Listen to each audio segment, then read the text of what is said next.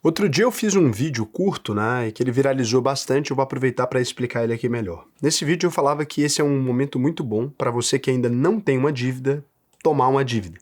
E algumas pessoas falaram, caramba, né, um canal de investimentos falando isso, algumas pessoas não compreenderam muito bem, outras entenderam rápido o que eu estava tentando explicar. Nesse vídeo aqui eu vou ser um pouquinho mais didático. Então vamos lá?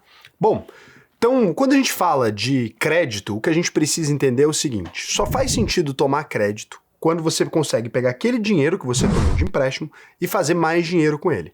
No geral, para pessoa física, quase nunca isso é verdade, porque você vai pegar um empréstimo pagando 100% ao ano, 70% ao ano, 50% ao ano, e você não tem nenhum investimento que renda isso de forma segura.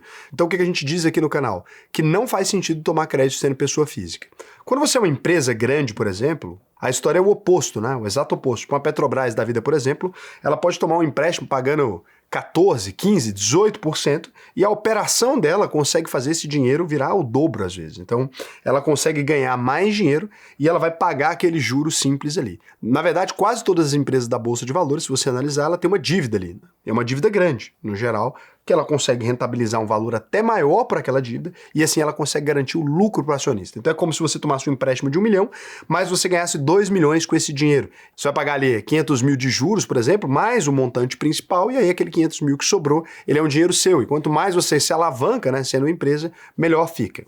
Agora, aqui no Brasil, tem uma outra situação, essa para pessoa física, onde o crédito costuma compensar.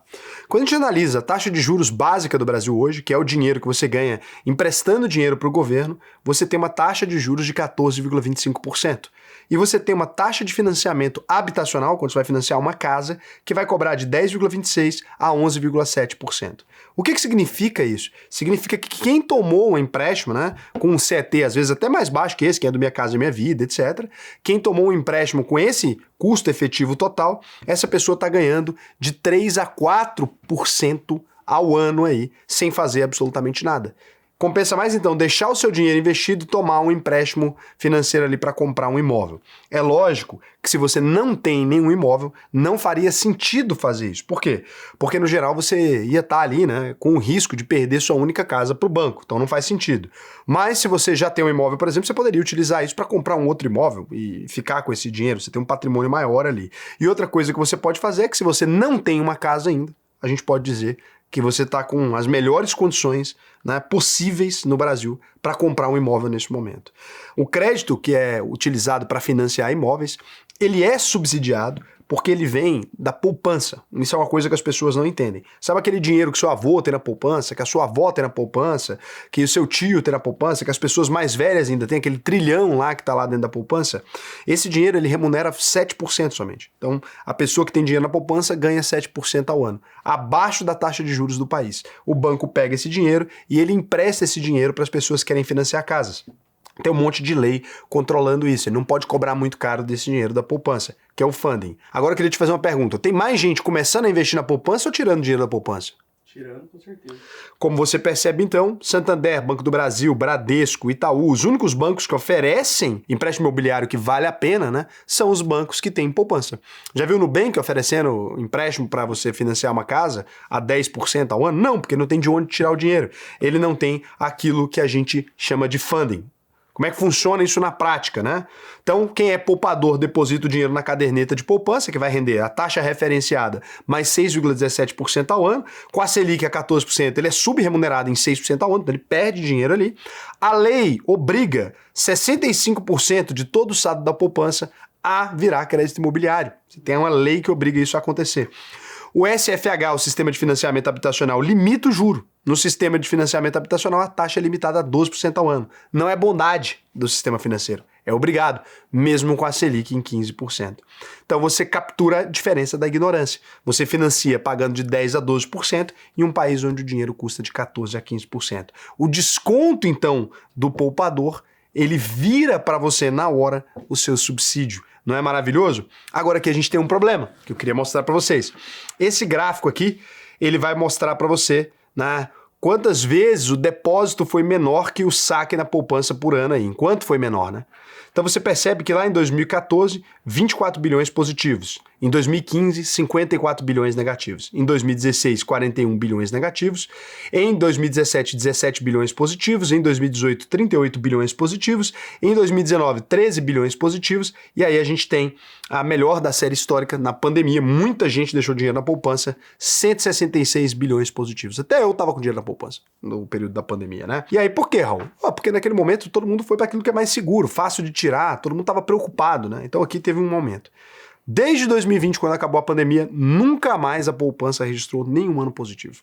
Então, menos 36 bilhões, menos 103 bilhões em 22, menos 88 bilhões em 23, menos 16 bilhões em 24, menos 63 bilhões em 2025. Então, 8 dos últimos 11 anos com saque líquido. Maioria, tá? Recorde de 103 bilhões resgatados em 2022. Claro que isso também não tem a ver somente com o fato do brasileiro estar aprendendo a investir. Tem a ver também com a deterioração da nossa economia, em algum ponto, né? Mas eu acho errado quem justifica assim, porque você percebe que 2020, o ano de mais deterioração na economia, acabou tendo 166 bilhões positivos. E no ano seguinte, que deveria ser então a grande crise, você tem ali 36 bilhões somente negativos, né? E depois você percebe que até aumentou. E por que 2020 foi positivo se o ano era de muita crise, né? A gente olha e você se lembra do auxílio emergencial sendo depositado nas contas ali. Muita gente não gastou o dinheiro todo, deixou o dinheiro ali. Então o SBPE, né, tem aí 766,5 bilhões de reais. Então quando você vai olhar o estoque de dinheiro por instrumento no Brasil, ou seja, por tipo de investimento,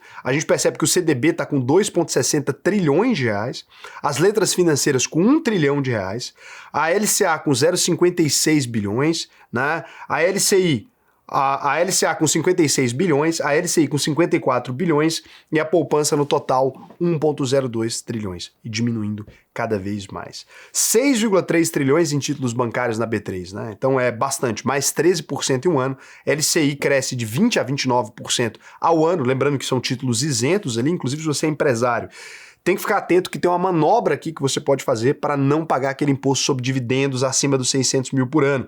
Se você não é inscrito no canal ainda, se inscreve que eu vou soltar um vídeo sobre isso essa semana. Se você quiser aprender logo, pode entrar na UVP. Na semana que vem? Vou soltar na semana que vem.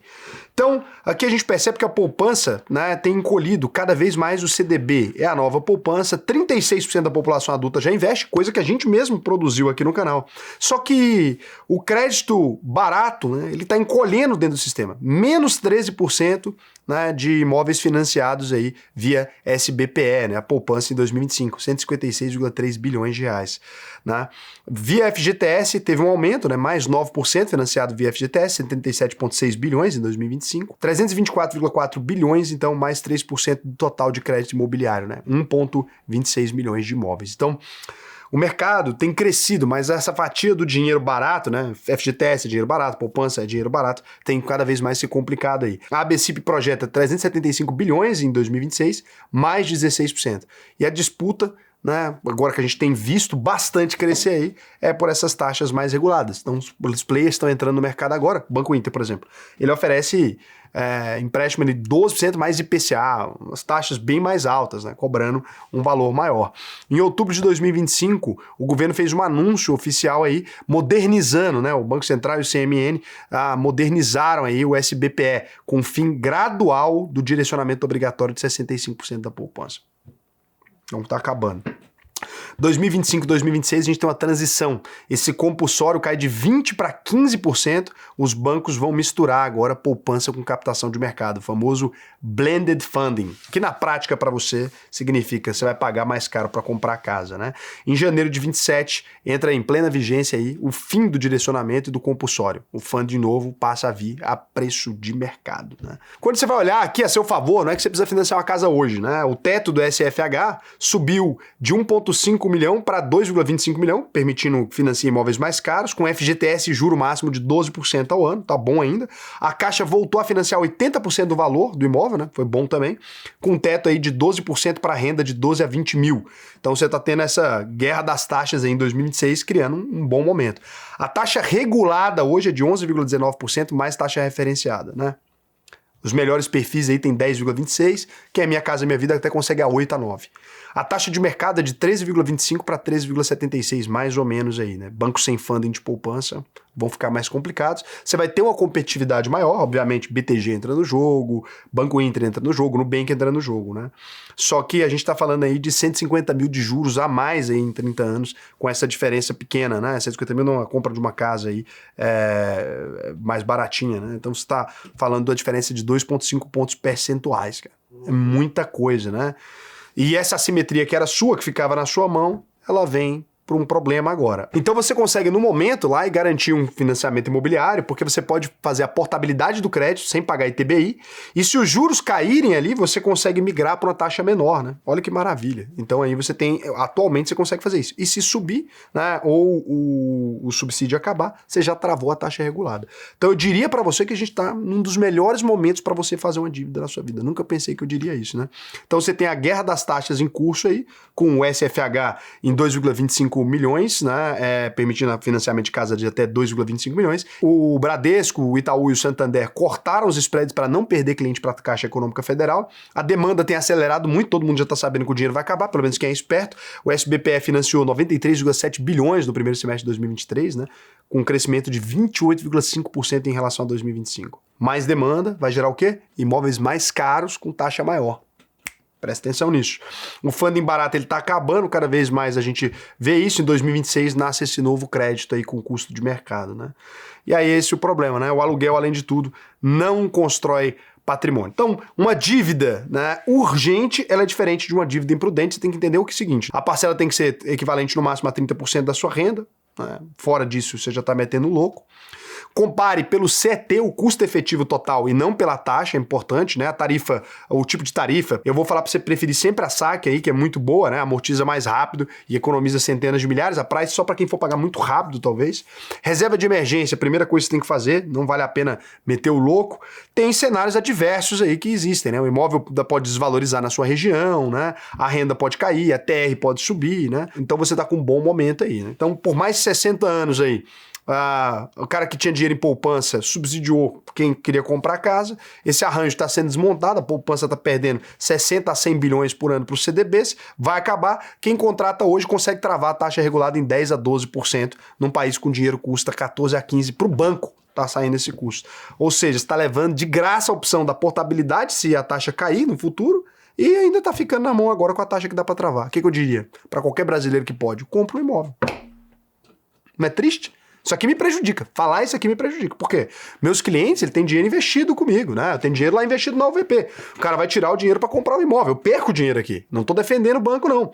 Nenhum desses bancos aqui eu tenho relacionamento nem nada. Não tem o que eu ganhar aqui. Mas é o vídeo sincero. Vocês sabem que eu falo a verdade. É essa a diferença da UVP. Então, se você espera, né? Nem temos...